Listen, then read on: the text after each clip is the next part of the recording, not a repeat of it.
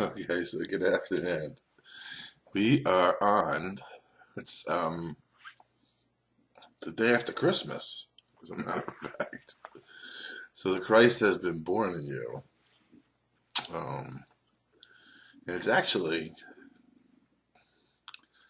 how would I say this?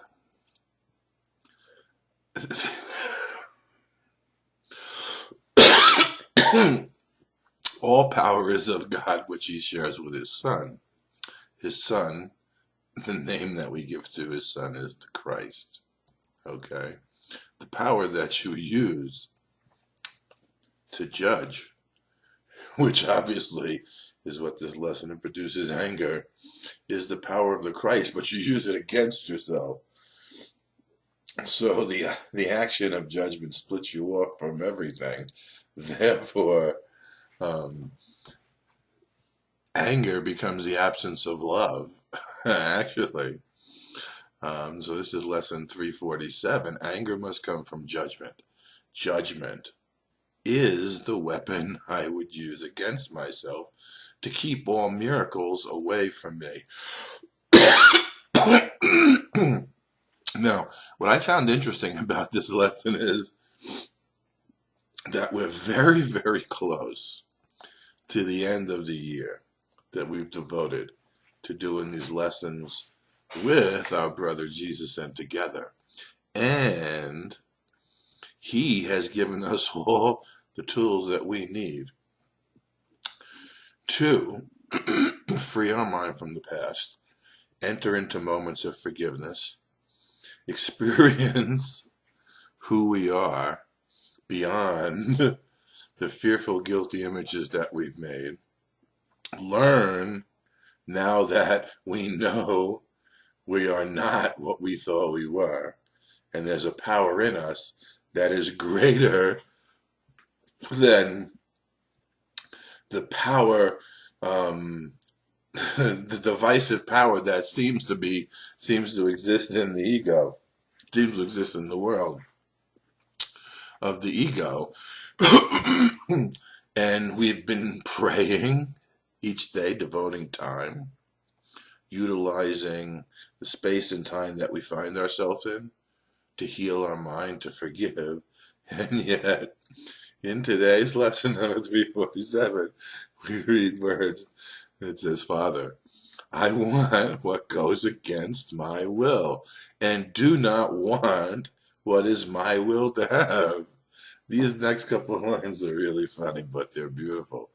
If you can really allow yourself to accept the truth, or let's call it the facts of the condition you find yourself in, to be represented by these lines, then you will willingly see why the rest of the lesson is dedicated to how you give up everything over to someone other than you in order to come to understand, because in the condition of judgment and anger, there is no understanding, because in reality it is not an understandable condition. And attempting to understand the condition separate from who you are results in making the cause of the condition outside of yourself in the world of space and time, where you would never, ever, ever be able to resolve it. And therefore, the power of your mind would be used in a continuing frustrating situation and condition in which there could be no peace, and eventually within which you begin to lash out at your own images. Straighten my mind, my Father. It is sick. Here's the admission we almost come to. I don't care how many books you've read. I don't care how many seminars you went to. I don't care who you accepted or denied as teachers. If you're reading this lesson right here, right now with me, then there's a necessity to accept that it's my mind that needs to be straightened out and is sick and has been sick and will continue to be sick unless I follow the advice that I'm given here and at least become willing. The truth is, I don't know how to follow the advice, otherwise I would have already, so I need help to even do that, which is why this is a course in applying the little willingness you have and allowing the Holy Spirit to enjoin that willingness with the greater willingness or the magnitude of our reality, so as to have a different outcome than the one that was going to occur, because your mind can now become miraculous, no longer utilizing judgment, but giving up, releasing yourself from the need to judge by not judging and leaving a space open in your mind. Okay? And so, but you have offered freedom, and I choose to claim your gift and said, okay, I could either judge, experience anger, and have a mundane existence where nothing is miraculous or wondrous. Or I've been offered freedom and I can choose the gift that God gives me. Now, choosing the gift just doesn't mean saying, I'm giving a nod to the concept. It means, and so I give all judgment to the one you gave to me to judge for me. How do you do that? Okay, there's going to be a moment soon after you do this lesson and you're sitting in the peace and the understanding and you're seeing the hope of the possibility and the fruition that comes when your mind begins to open up from this lesson, and it's this wonderful transcendent moment. Okay? Right after that, you're going to walk back into the mundanity of your regular existence, and lo and behold, there's going to come an instant where your peace is disturbed, or something isn't to your liking, because it seems to go against your will. And depending on the nature of who you are or who you think you are, you will demonstrate either continued need to judge, or you will stop, and in that moment, you'll remember, oh, I'm going to give I don't know how to do this. I just no longer want the result. I'm going to stop right here.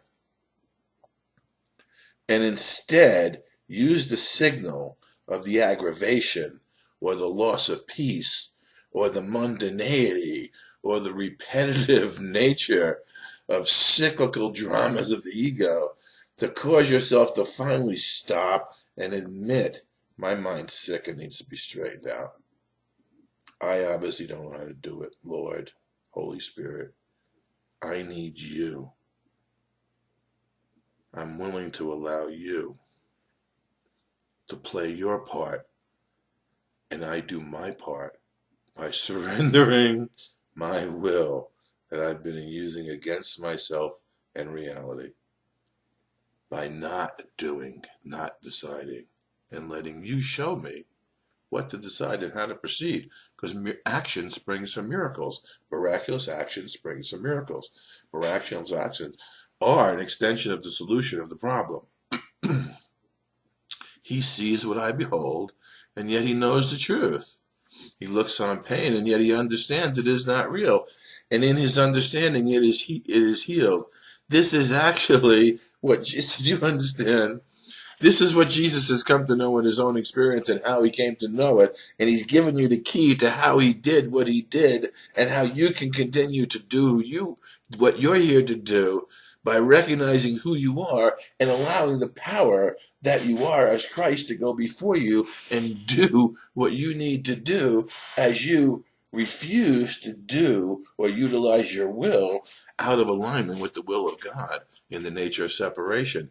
He understands it is not real, and in his understanding it is healed. Now, that's the understanding that the Holy Spirit brings. Remember, Jesus became so identified as the Holy Spirit to recognize their oneness and the oneness of the Father. Okay?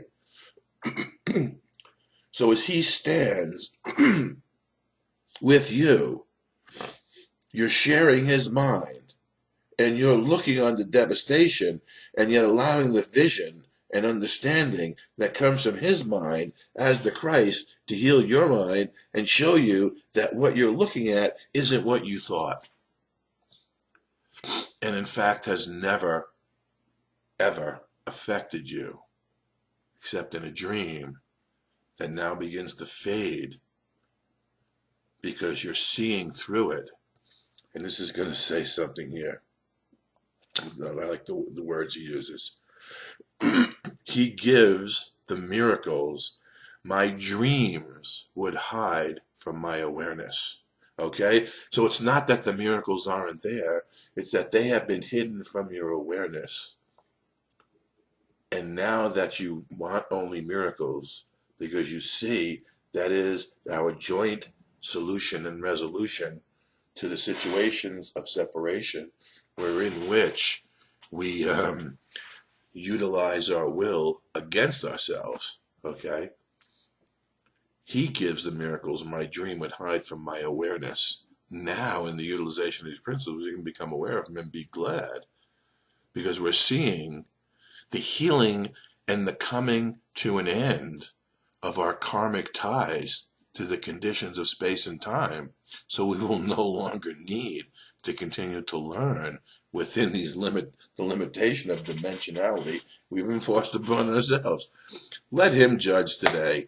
I do not know my will, but he is sure it is your own, and he will speak for me and call your miracle to come to me, because in my willingness to allow this happen, I'm demonstrating the willingness to be miracle ready in my mind, so that in my heart the love of God can come to heal my mind and show me in an experience the oneness that I share with my brothers. Listen today, be very still, and hear the gentle voice for God assuring you that he has judged you as the son he loves.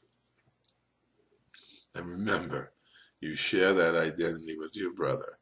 So be willing to look at your judgments in the light of this new understanding and see the futility of continuing to use the judgments you've been using, because they only bring anger and keep the miracle of the recognition of our oneness from our awareness, because in that awareness comes the peace of God and the non-necessity for guilt and fear, so we can join willingly with our brother and not be afraid that time will continue to be as it's always been, because our minds have been healed of the projection of separation as we go back through the decisions and redecide by not deciding and letting the Holy Spirit decide for us.